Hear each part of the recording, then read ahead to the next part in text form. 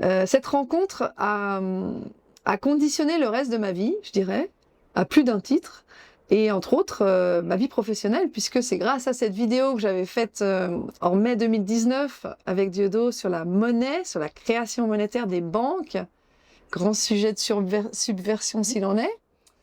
Eh bien, c'est à partir de là que la CICAD, donc c'est l'antenne genevoise de la LICRA en France, m'a repérée.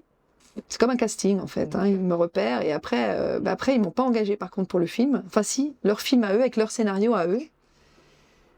Et c'est là que ils ont envoyé des courriers au DIP, département de l'instruction publique, c'est l'équivalent de l'éducation nationale en France, pour demander ce qu'une enseignante de mathématiques fonctionnaire faisait à côté d'un homme si peu fréquentable.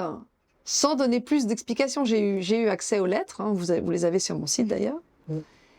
Et à partir de là, les ennuis, pour pas dire les emmerdes, ont commencé assez fort.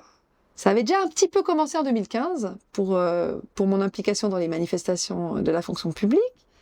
Mais en 2019, ça a commencé, disons, les entretiens de service ont commencé, j'ai eu un blâme pour je ne sais pas exactement quelle raison finalement, pour cette vidéo sur la monnaie ou alors pour ma première quenelle d'or, je sais pas. Quenelle d'or. Quenelle d'or, ouais, apparemment c'est grave de recevoir une récompense pour ces actes de militantisme et de dénonciation des corruptions, voilà. Et voilà, et ensuite ça m'a mené au licenciement le 30 septembre 2022.